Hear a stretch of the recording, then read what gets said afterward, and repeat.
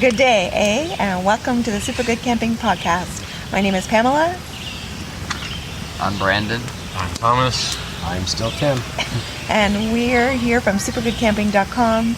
We're on a mission to inspire other families to enjoy camping adventures such as we have with our kids. We're coming to you live today from Presqu'ile Provincial Park near Brighton, Ontario.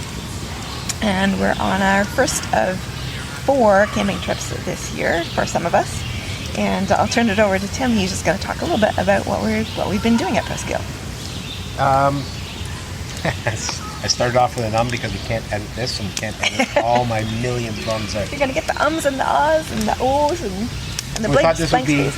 We thought this would be a neat, just a neat thing to try because we do edit the crap out of all the other ones. I say bad words and I say a lot. Presqu'ile has been fabulous. We got a ton of rain last night.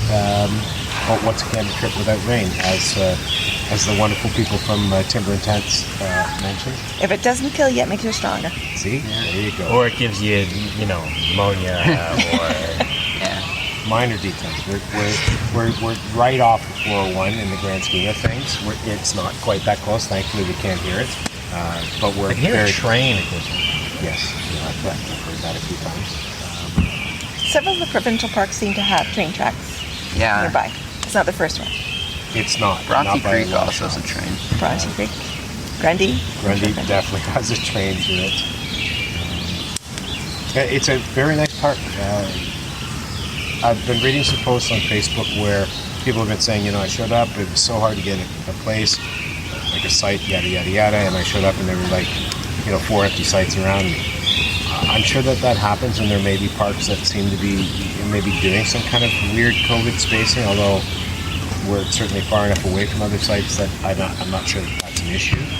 We showed up to an absolutely jam-packed park.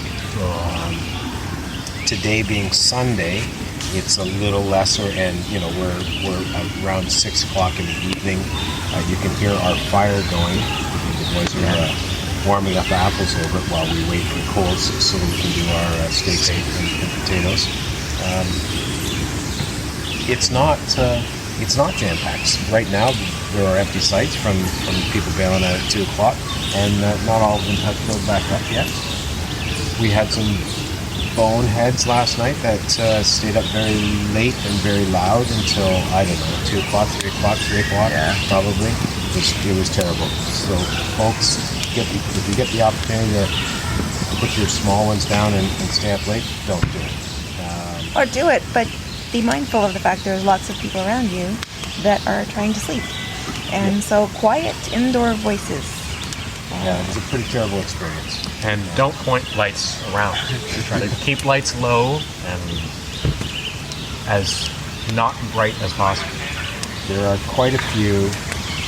Being as it's right after the end of the school year, there are a lot of parents who seem to have run away from home with their children just to get them outside and let them scream somewhere other than inside. There are a lot of screams.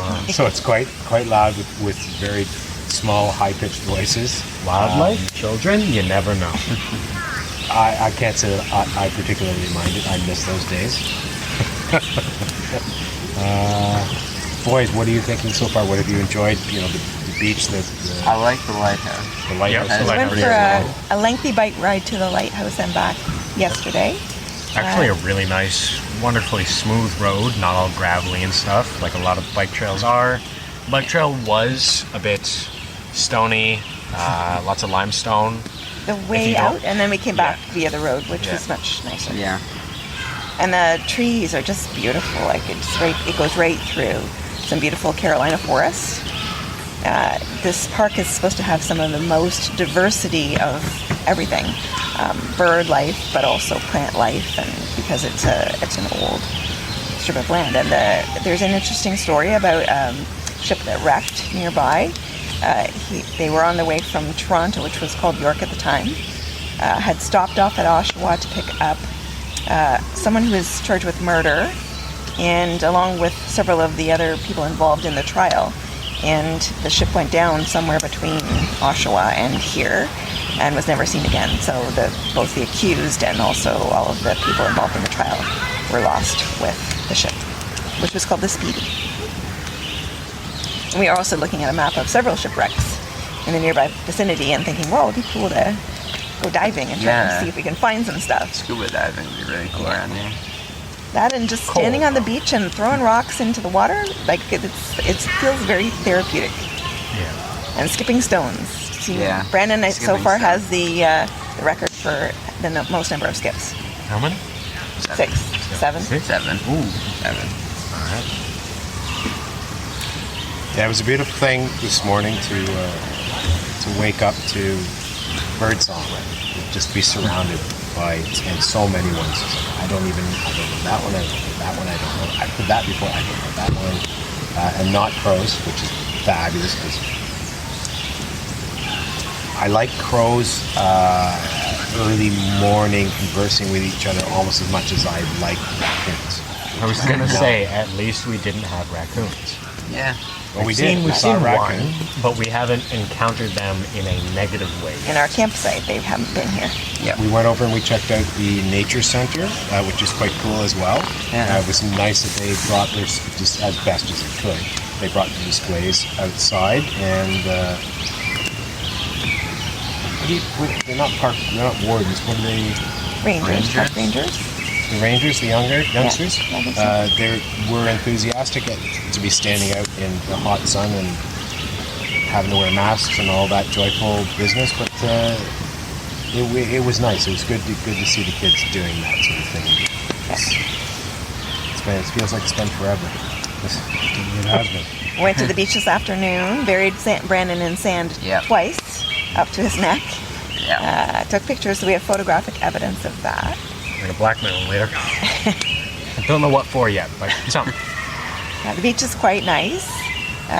Thomas was saying that next to us was a couple who drove here from Florida, and were admiring the aesthetically pleasing beach. Yeah. And it's also wheelchair accessible, which is really awesome. Yeah. They've installed a mat to allow people to get from the parking lot to the beach in a wheelchair. Yeah, and just a brief bit about Presqu'ile. It's literally, what's it called? It starts with a T. A tombolo. Tombolo. It's literally an island that's connected to the mainland by a sand bar. Very cool. Going out, when we went out to where the lighthouse is, you can see far off other like around the corner sort of a deal. It's I don't know. It's neat. Yep. Lots of pretty colors. Very sort of Caribbean looking colors in Lake Water. Ontario. Yep. Oddly, it was quite shallow at the beach. The kids, or at least one of them, wandered out into the water for a ways. The water's a bit Apparently it brisk. was- yeah. It's Water's a very bit brisk. shallow. Crisp. Yeah, well, Lake Ontario's. Yeah, I don't think it's ever warm there. But the sand is lovely. Sand is very Yeah, the soft. sand was so soft. And it actually wasn't too hot either. No. It was super fine, except for the shells that were in it, which were kind of pokey. Yeah. So on our schedule for tomorrow is breakfast and takedown, but we'll also try to stop by the Marsh Boardwalk on our way, because there's quite an extensive boardwalk that goes through a really awesome marsh. And there's some interesting trees, which I think I mentioned last episode, that look like horseback. That one's Oh, the bent over one. Yeah. Right. Yeah. I think that's pretty much it. We're looking like we're into tossing potatoes into the fire, into the coals range. So I think we're going to move on to dinner and enjoy our final evening here at Presqu'ile Provincial Park. That's it for us for today. Thanks for joining us, and we will talk to you again soon. If you'd like to reach out to us, our email address is hi@supergoodcamping.com. That's hi@supergoodcamping.com.